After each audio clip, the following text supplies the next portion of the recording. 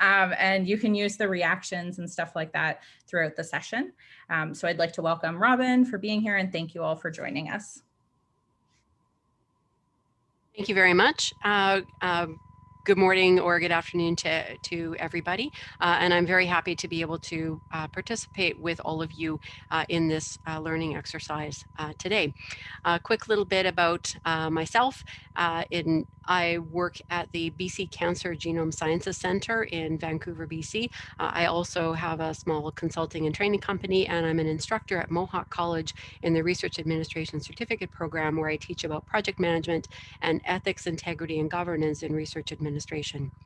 On the slide here, you can see a number of different pieces of contact information for me. If at any time after the session today you have a question, or you're looking for a resource, or you just like to work through a problem that you're having with a project that you're working on, please feel free to reach out to me at any of these points.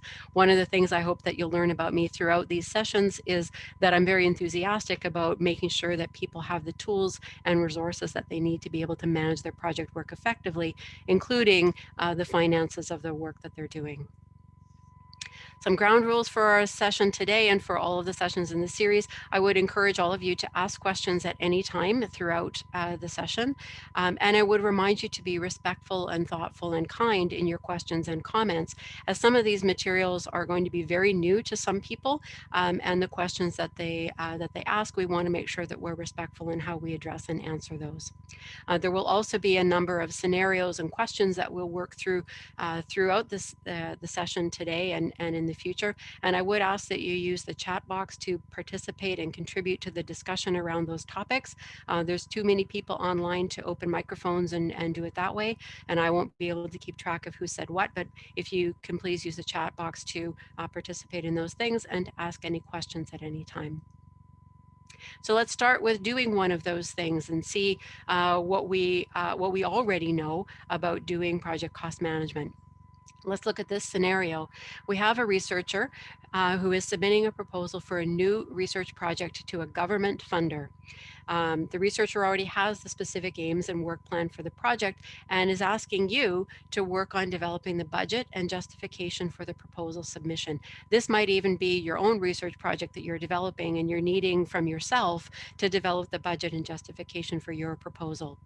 So thinking about that and the project costing, what questions and pieces of information would be required in order to get started working on the budget and the justification for this research proposal?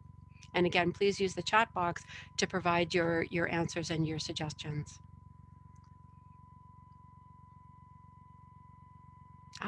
Question about overhead. Is overhead included or not included, and at what rate? Yeah, that would be something we would want to know.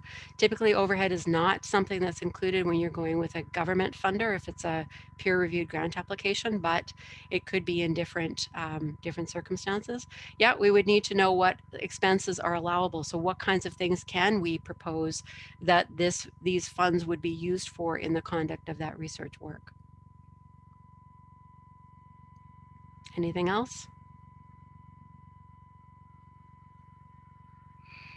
The timeline, when is this due? Is it due tomorrow, or is it due in 2 weeks? That's really important, because we would need to know how much time and effort we're going to be able to put into this, and when we have to get it back to where it's going. And also, what's the timeline of the project itself, which will tell us things like how many people and how long those people have to be hired. Information about salary rates, yep, that's a key piece of information for dealing with personnel costs. Are there other sources of funding that are going to be included in this? Yeah, is this going to be combined with something else in terms of funding, and how is that going to work? So in-kind contributions. How can the funds be distributed across PIs or institutions? That's a really good point. A lot of times these days our research projects are collaborative in nature, and so there are other researchers involved who will have costs that they will incur, and we need to make sure that we are including those in our budgets. And yeah, what's the maximum that we're allowed to ask for? And we're going to touch on how we deal with that when we get to finalizing our budgets in the next session. So some of the things I would recommend that we need to think about at this point: we need to know who is this mysterious funder and what is the deadline. Do they have specific formats that they need the budget put in? So is there an online form that has to be completed? Where is that, and what's the layout of that, and what's the level of detail that's required in that? Because we're going to need to gather that information as a part of putting the budget together. Is there a maximum allowable budget? So what's the funding envelope? We can also think about this as what's a reasonable request. If this is a competition that's been around for a while, is there something that we can be considering as a reasonable target to go for? Yes, the PowerPoint slides will be available after the session today. And lastly, what's the funding structure? Is there a matching funding component, and how are we going to deal with and manage that? There may be institutional requirements. So in addition to the deadline to the funder, there may be deadlines within the institution. Maybe we need sign off or approval by somebody else within the organization. And what's that timeline? Of course, the information about the project itself. So what are those specific aims that we're working towards? What is the scope of work and the project timeline? Who are the other people on the project team? So who else can we go to ask for information about the cost of the work that we're doing, or get more information about the work that's actually intended? And are there collaborators or partner institutions, and what are they going to need to know, and what information will we need to get from them? And lastly, we probably want to ask, is anybody else working on this proposal? So if we're doing this work for another researcher, are there other people that are working for or with the researcher that would have some of the information that we want to have? So all of those would be things before we even start gathering the cost information. We would want to try and gather all of this information and set ourselves up in the best position to then be able to develop the budget for the project. Thanks everybody for contributing to the discussion on that. So this is part one of a series on project cost management. We're going to be looking at cost proposal development, both establishing what our budget is and then making that budget fit within the funds that are available. We'll be looking at how to manage costs once our project is funded. And then lastly, we'll look at some other considerations to think of when it comes to project cost management that are not about the budget and the expenses themselves, but are relevant pieces of information and important things to know about when we're establishing a budget and then managing the costs for a project. So our overall objectives for this series, to understand the principles of cost management and then some approaches that we can take, as well as those key considerations that we'll cover in part 3. Let's start then by thinking about what we mean by project cost management. So as defined by the Project Management Institute, which is the overriding body for all things project management, project cost management is defined as the processes to ensure that the project is completed within the approved budget. Within that definition, we have the word budget, which means the list of planned expenses and revenue for our project. It can also mean the total estimated cost and how we came up with that estimated cost. So that's what the budget document represents. How much money do we need and how much money do we have? And hopefully when you add those things together, they come out even. And we also need to think about, how did we come up with that estimated cost? So what were all of the places we went to look for information, and what are the decisions and assumptions that we made about those costs to come up with that estimate and the budget for the work that we're going to do? When we say within the approved budget, what we mean is we want to identify how much funding is needed to complete the work of the project, and then how are we going to manage that funding to ensure that we stay within the available funds for the work that we're going to do. What other processes in the project are we going to have to make sure that we don't spend more money than we have, and that we only spend the money that we have on work that is going to be meaningful to the project itself.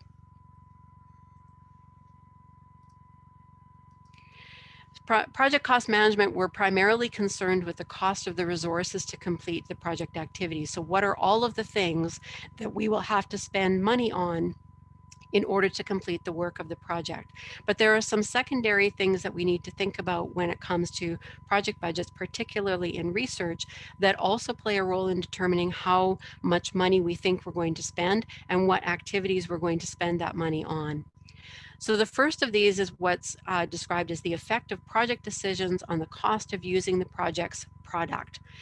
All projects are generating an output, a thing, and we often don't think about it as a product, but it is the product or the output of our work, and we want that product to have a use beyond the project itself.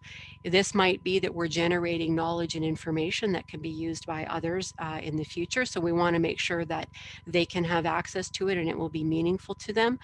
If we're making a thing, if we're making a software product, for example, we would need to consider within our project, are we including activities and elements and other products that will make that software package useful?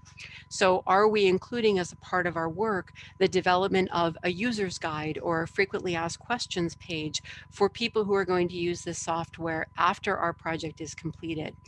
Those extra activities of making a user guide or frequently asked questions or allowing for future updates of the software, for example, will incur extra costs within our project.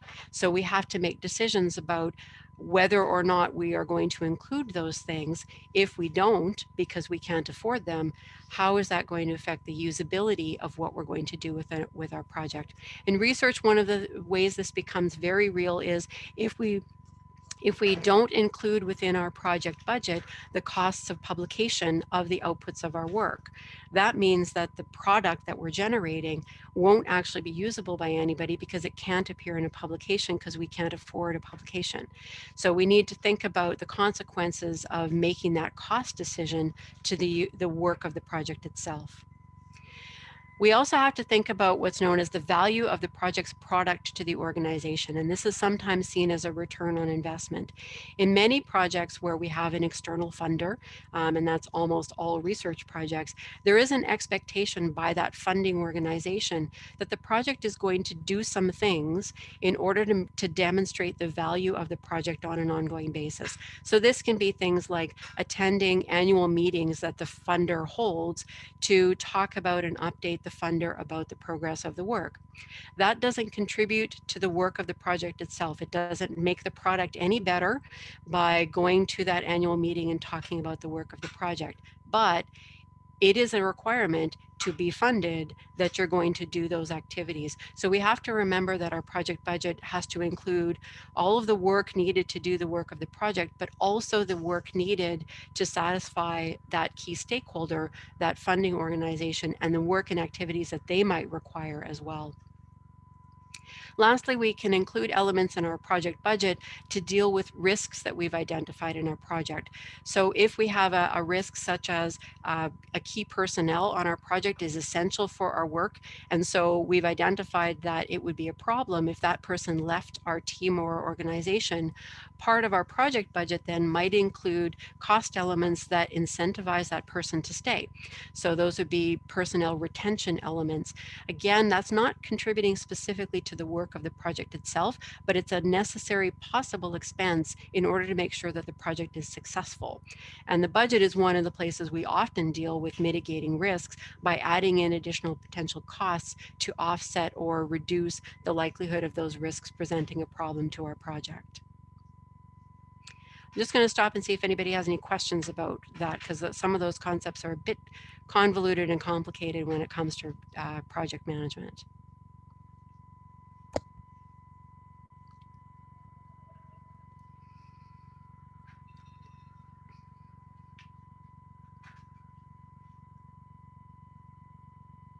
All right. So let's think about some of the principles then that we need to apply when it comes to project cost management and thinking about how that fits within the management of our project as a whole.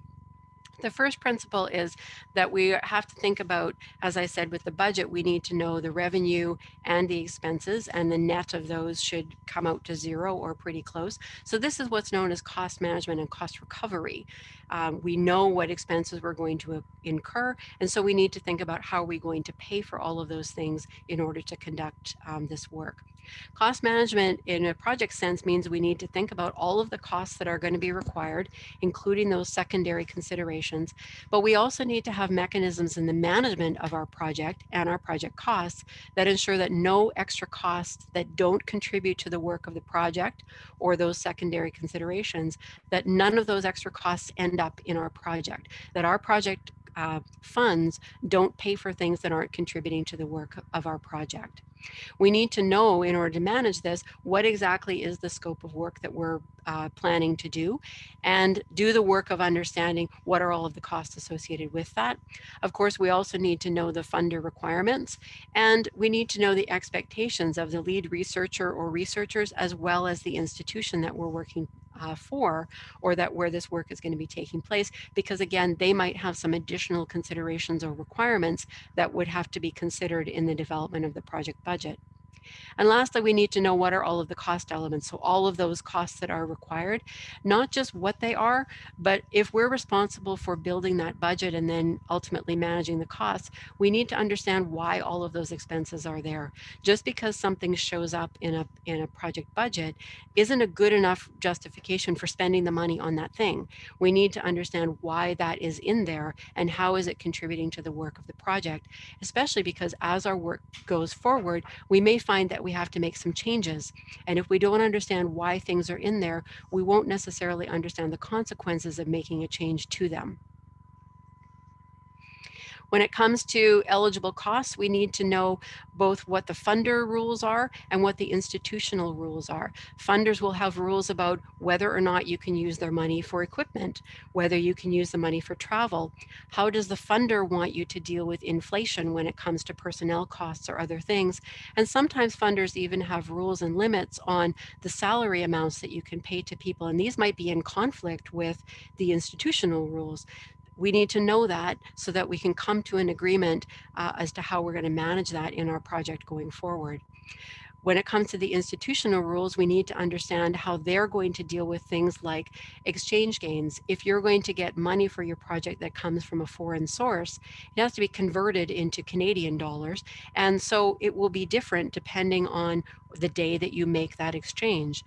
That can represent either a gain, so a surplus to your project, or a loss to your project. How is your institution going to deal with that particular difference? And again, institutions might have specific rules about how you deal with travel, and so you would want to understand that because it could represent additional costs to your project.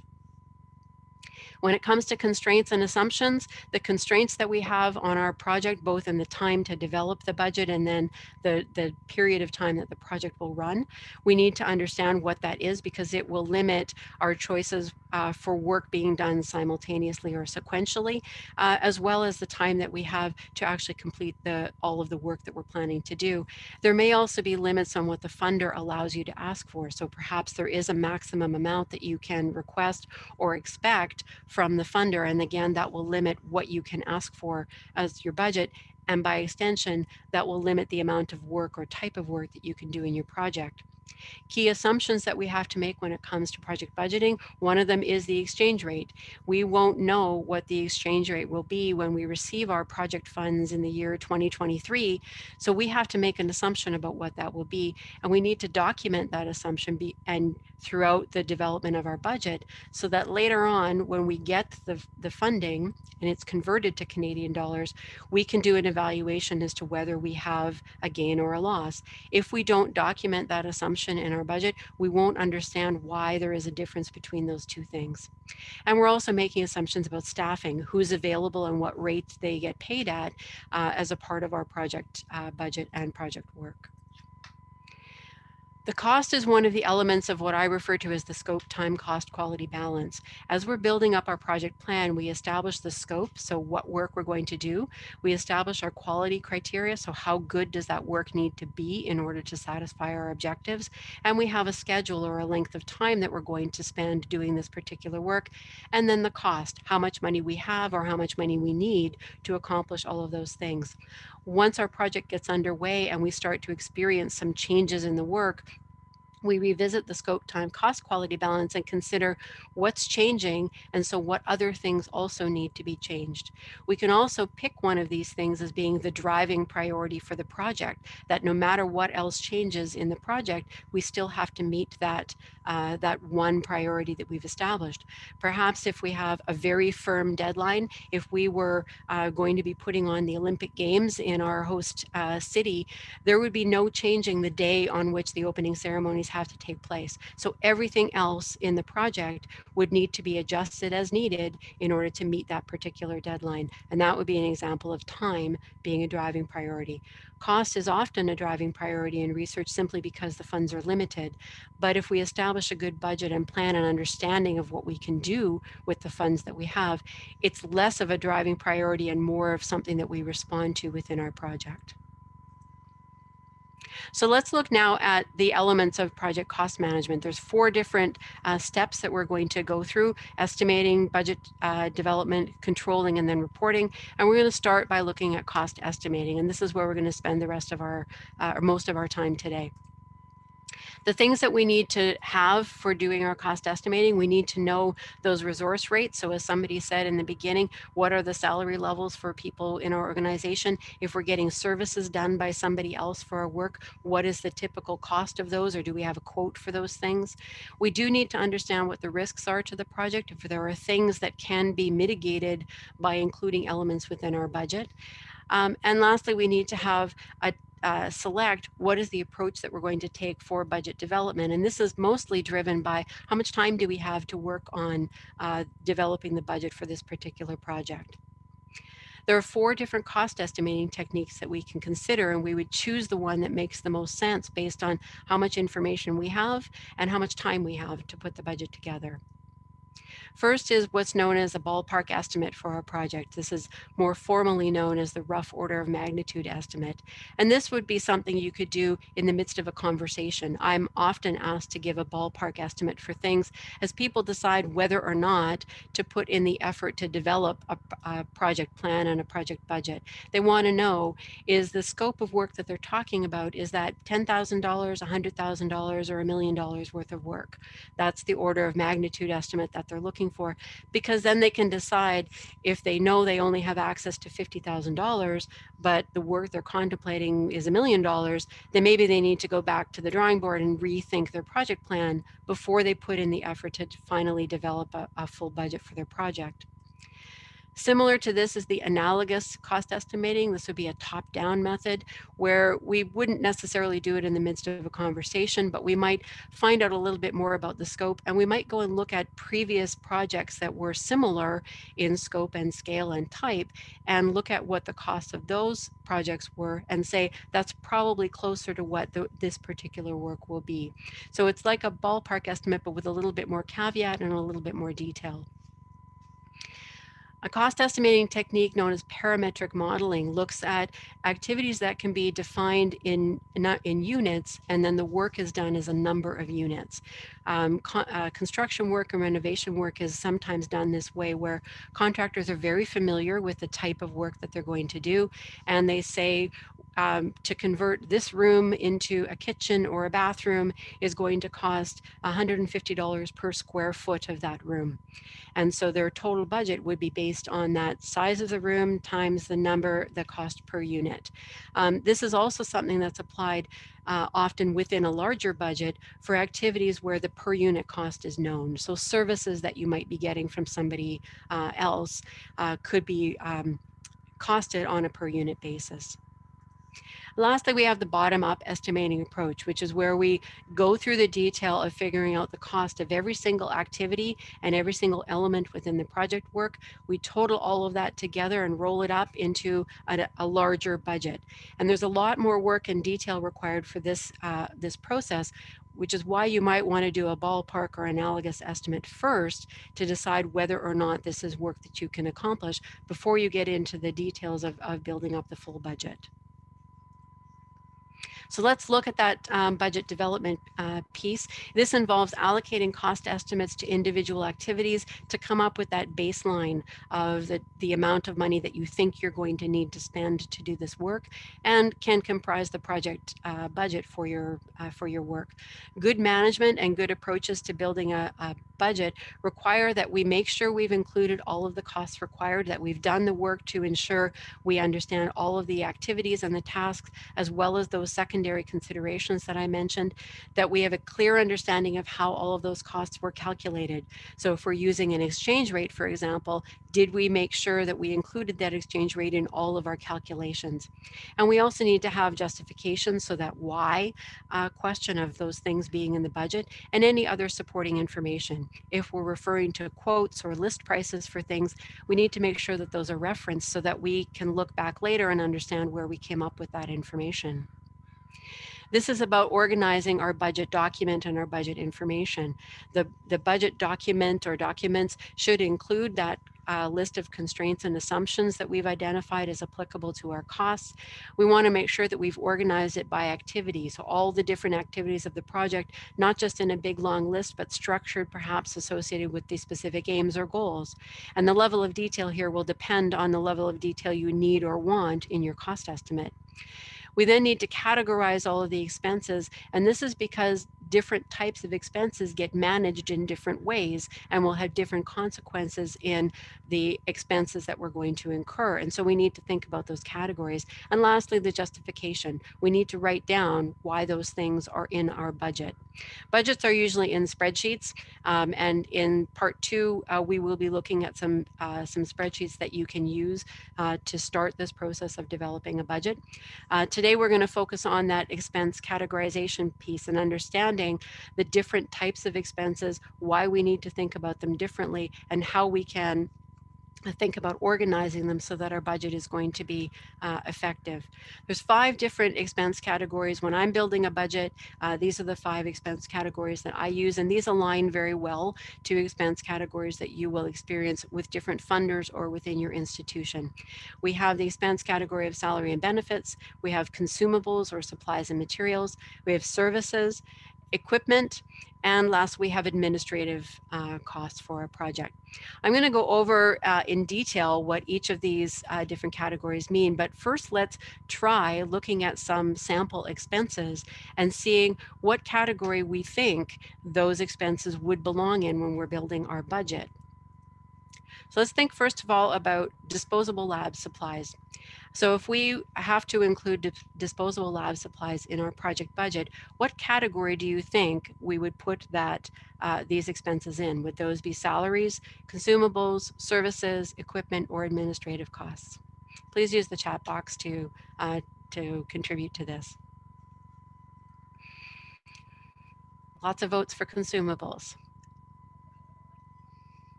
It's probably faster to say, does anybody think these are not consumables?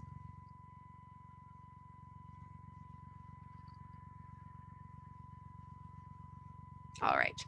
Yes, disposable lab supplies would definitely fall into the consumables category. You're going to buy them, you're going to use them. They can't be reused. That's why they're disposable. So they would be consumed during the work of the project. What about this? Our project budget needs to include plane fare and accommodation for team members to attend a scientific conference. So would this fall into the category of salaries and benefits, consumables, services, equipment, or administration? This one's a little harder than disposable lab supplies.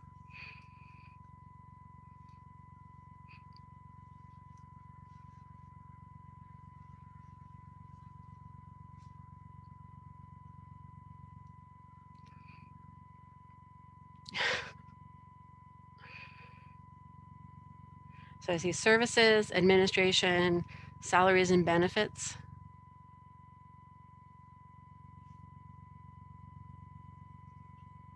Good. See what the granting agency website says. Yes, that is one of the places you'd look to try and determine this. When you are first putting a budget together, you don't always know what funding agency you're going to be applying to with it.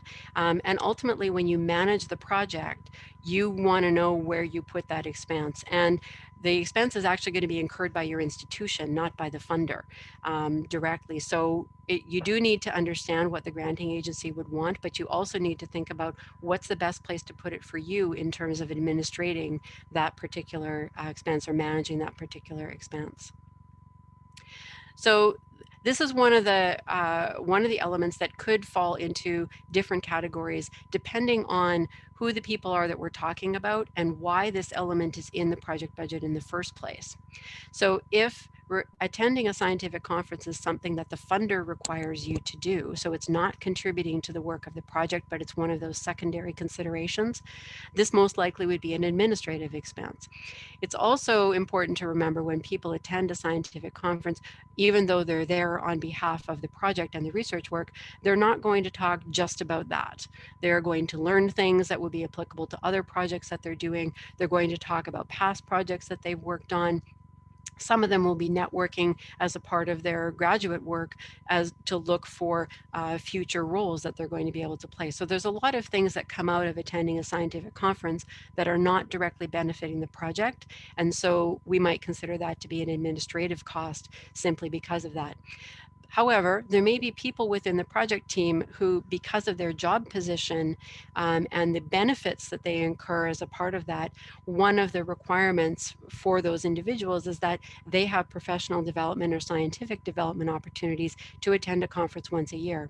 So it might be that for those people, this would be a salaries and benefits expense because it is a benefit to them as an employee of the organization and a part of the project. It could also be services. If you're buying this through a travel agency, you might get bills then that are service bills, and so that's how you would want to and be best suited to track this particular expense.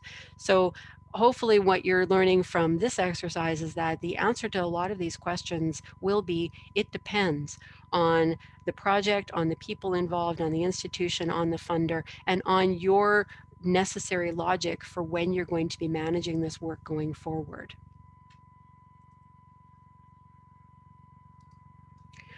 A little twist on the plane fare question. So we have plane fare and accommodation expenses for team members to visit communities for sample collection. So these would be people flying to remote communities to interact with subjects to collect samples for the project that you're working on. So would this expense be salaries and benefits, consumables, services, equipment, or administration costs?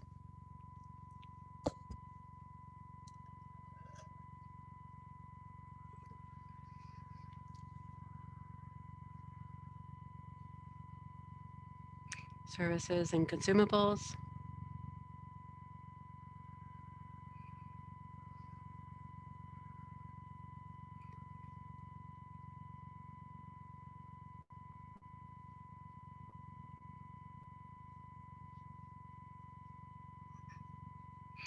Yeah, so we have 2 suggestions for services and 1 for consumables. And from my perspective, this is a kind of expense that would fit into either one of those categories, depending on how you wanted to manage it and also how your institution would probably manage or administer these types of expenses for team members.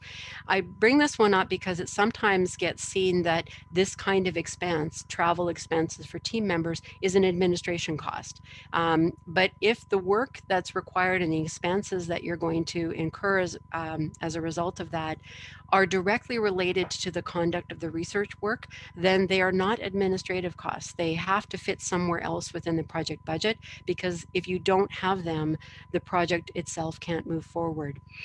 This also applies when we have expenses. For example, if our project was generating a physical booklet or a physical report that would be distributed to a wide number of stakeholders or members of a community, we would physically be printing something on paper.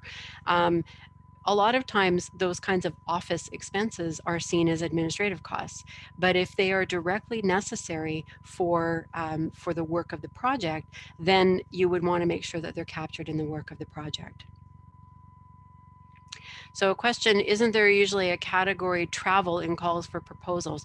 The answer to that is no. There are some funders who have a separate category for travel other than the rest of the project budget, but not all funders have that. And so again, for how you're going to manage the project, if it makes sense for you and your organization to have a separate category for travel, then by all means you would want to include that. But more generally speaking, travel would fit into a variety of different places depending on the purpose of that travel for the project. And you would want to make sure that you've captured that for how you're going to manage that, that work and those expenses going forward.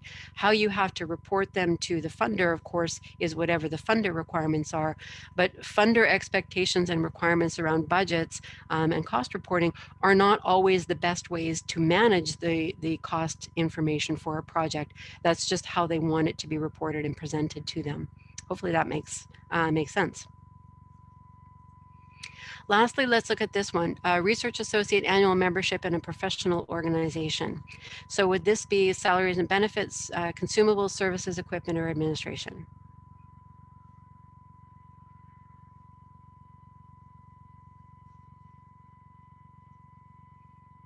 Administration.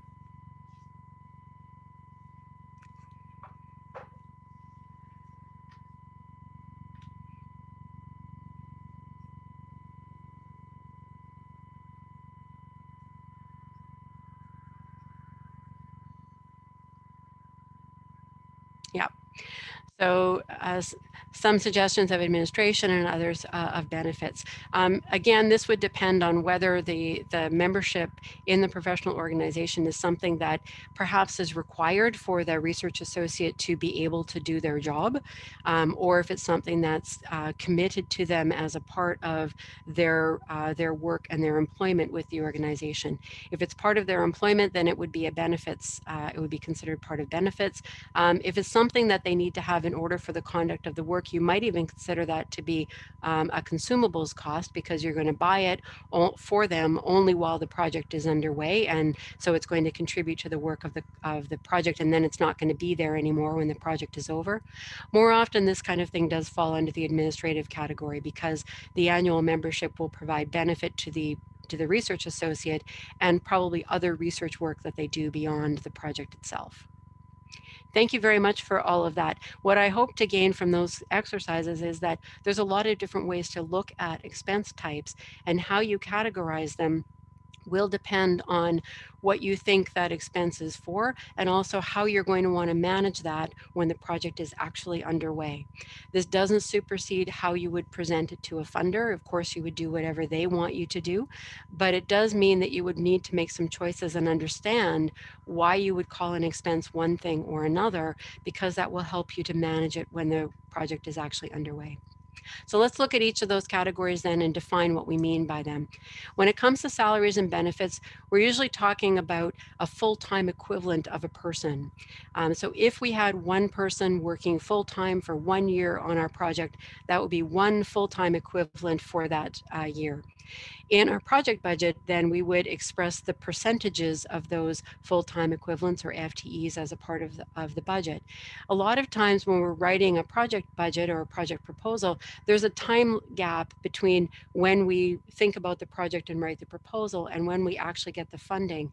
And so it sometimes is beneficial to refer to positions by the job title and the percentage of time, rather than point to specific individuals. Mary's going to do this, and Robyn's going to do that, and Tom's going to be a part of this, because Mary, Robyn, or Tom might not be a part of your organization when that work gets funded, or may be allocated to something else and you need to substitute somebody for that, an equivalent person. So we typically think about salaries and benefits on a full-time equivalent basis. And we do need to remember that it isn't just the salary that the person gets paid. The institution, and then by extension the project itself, incurs the cost of benefits for that person. So when that person takes vacation, that is a cost that the project, who's paying that person's salary, would incur. And all of the additional costs that they get as benefits, their health coverage and their pension and all of that stuff, belongs to a part of the project cost. When I'm building a project budget, I usually look at what's the salary for that particular type of role, a research associate or an animal technician, and I will look at the average salary for that, and then I will add 20% to that to give me a good estimate about what the cost of benefits are going to be. Different institutions have different rates and levels, so that might be more or less depending on where you are and what the position is that you're looking at.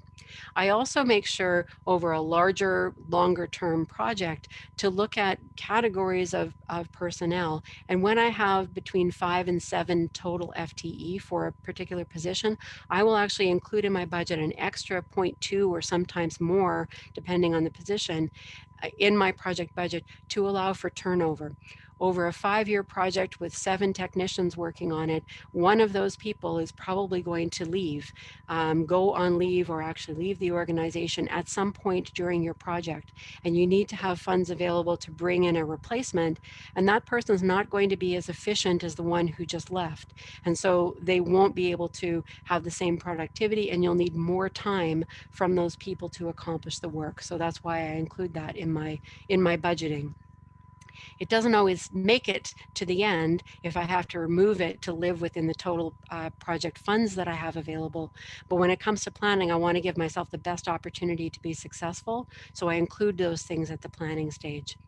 I also want to make sure I allow for inflation or contractual increases that will be applied to staff members. Again, this is part of our planning of the project budget. How we will deal with this with our funders or our institutions when we actually write the proposal may be different, but we can't forget about the fact that there will be inflation and there will be increases for staff members over time. With consumables, as the name says, these are things that are consumed or used up during the conduct of the project. And this is typically materials or reagents that we would use in the lab or in the conduct of our research. We might also consider that maintenance for equipment that is specifically related to the project, so we're only maintaining that equipment because we need it for this particular project, would be considered a consumable expense. For me, when I'm building a budget, if we already own the equipment and I have to buy the service contract to conduct that particular piece of research work, or a portion of a service contract to maintain that piece of equipment, I would consider that to be a consumable expense, because once I've spent that money and the service contract is over, it's gone. We can also consider giving ourselves an allowance for small equipment items, so things that wouldn't necessarily make it to be defined as a piece of equipment, but also those small things that we all have within our research environments that nobody really pays for and everybody really pays for. So the vortex mixers and water baths and microscopes and things like that that everybody needs to have to hand. We might want to give ourselves an allowance to be able to buy those and contribute to our research environment in recognition of all of the things that are already there that we're going to be using. And we lastly can think about software and software licenses that we might need to buy. If those are subscriptions that we would get for 1 year for the conduct of this particular project, then that might be considered a consumable expense in our project, because if it wasn't for the project, we wouldn't be buying that. And once the project is over, the license is over as well. When it comes to services in our project budget, these are things that are contracted for. So we're going to get a quote for work that somebody else outside of our project team is going to do to contribute to the work of our project. These are typically non-employees, but more specifically, they're people that are not a part of the project team, the key personnel and salaried individuals on our project who are going to be doing the work. They work in another team or another department or another organization. And often services are billed on a per unit basis. This is where understanding of parametric modeling comes into play. How do we come up with that cost per unit to reflect the work that they're going to be doing? And then the activities and costs here are reflected on the invoice that we get from that service provider. And so that's how we would be keeping track of the expenses that we would incur when it comes to services. Equipment is a category that causes a lot of confusion, both for people in research and research administration, as well as for institutions and funders, because there are a lot of different ways to define what we mean by equipment. Typically, any equipment, a single purchase item that has a dollar value of $5,000 or more would be considered to be a piece of equipment. The difficulty with that is sometimes you're buying reagents and materials. In the world in which I work, a high throughput DNA sequencing lab, we are frequently buying materials and consumable materials that have purchase prices in the $25,000, $30,000, $50,000 range for a single kit of materials. but that's a consumable. It doesn't meet the definition of being a piece of equipment, even though it has a purchase price of more than $5,000. So there's more to it than just the purchase price. There is also knowing that the equipment is what they call depreciable. So when you buy the piece of equipment and then you conduct the work of the project, will the equipment still be usable? So will it still have a could you realize some value from that? Could you trade it in for a dollar amount that would be meaningful?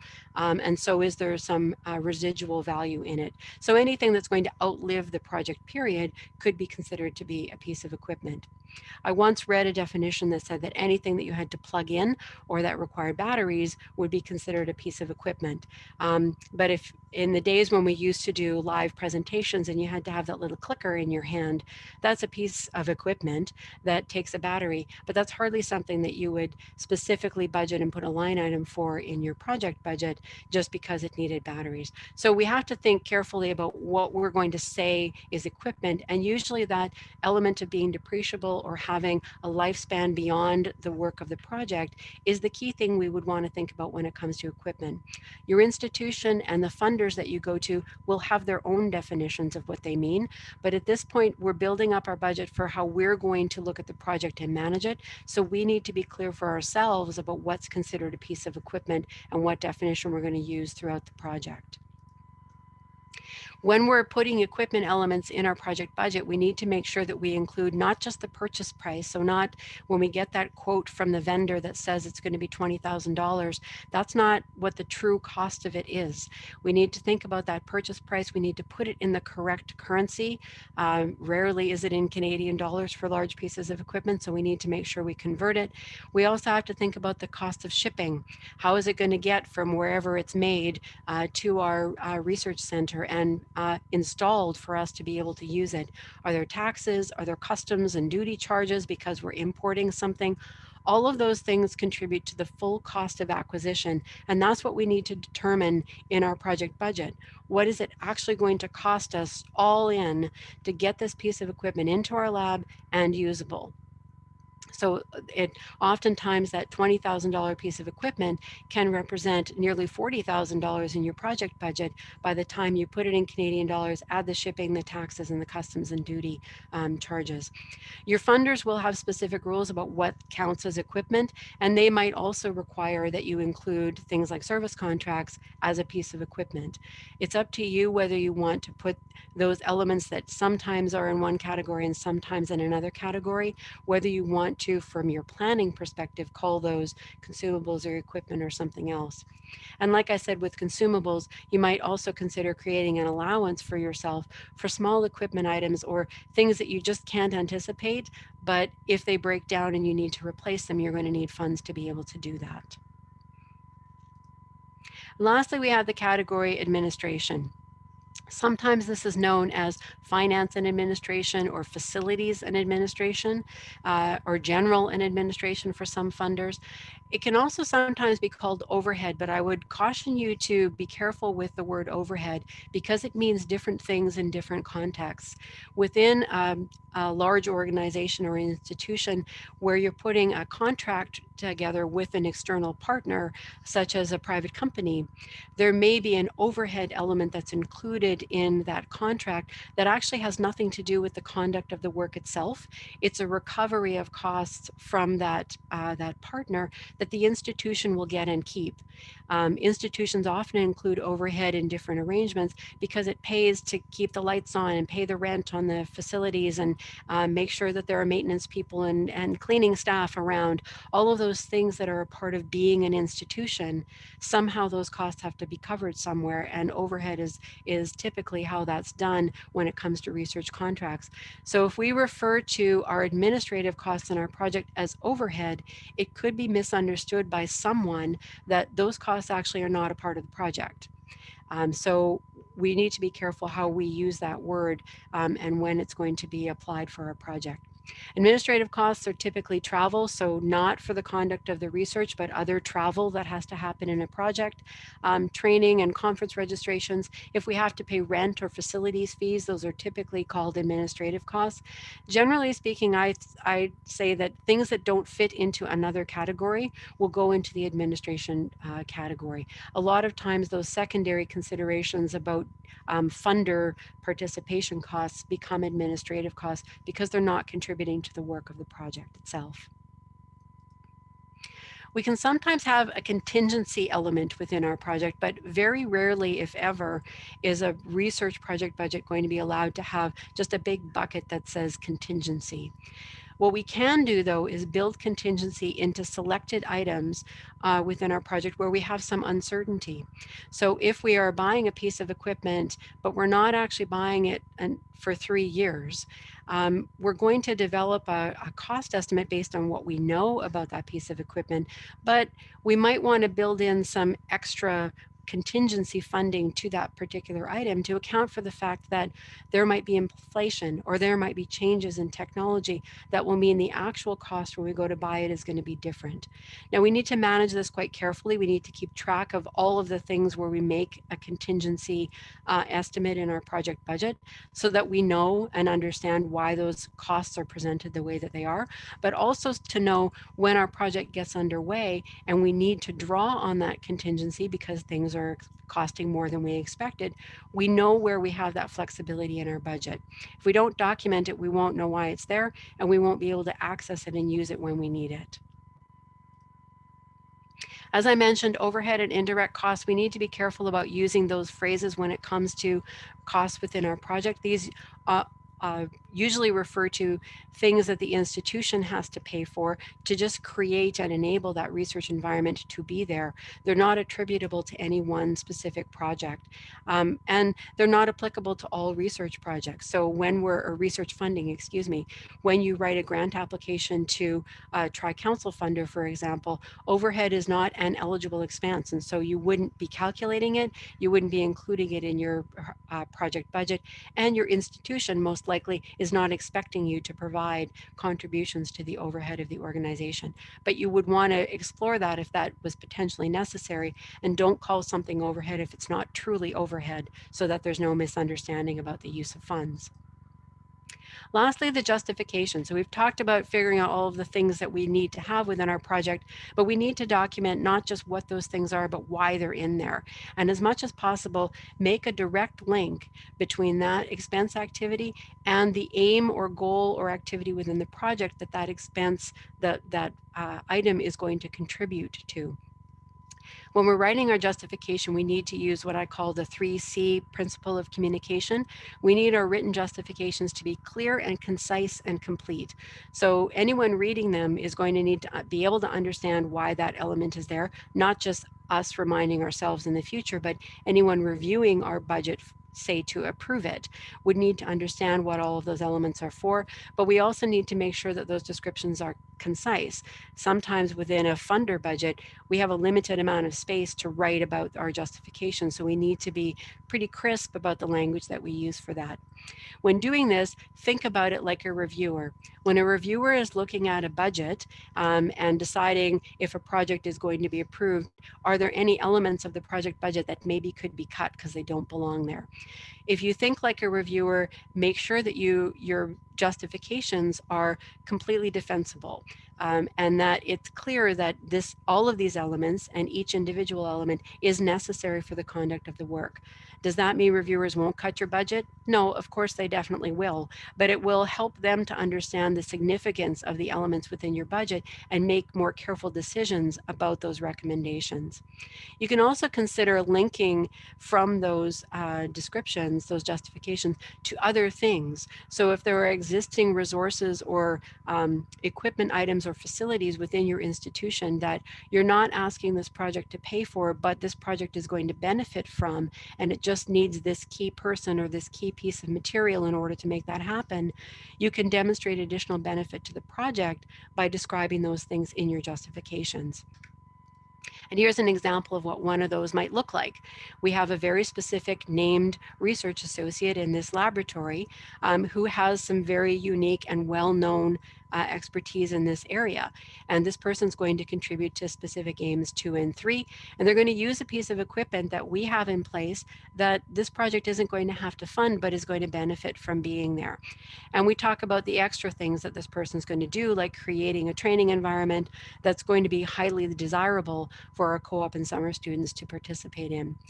The salary for this person is probably extraordinary when it comes to research associates, but when you read a justification like this, you can understand why this person would be beneficial and why that salary and benefits rate is probably understandable and acceptable for a person like this. With that, I come to an end of part 1 of our cost management series. Coming up next time, we're going to look at the templates that we have for budgets, and I'll be sharing 2 of those with you and then providing them to you afterwards. We'll talk about finalizing our budget and then moving on to managing our costs once our project is approved for funding. And with that, I will come to an end and say thank you very much for your time and attention, and see if anybody has any additional questions.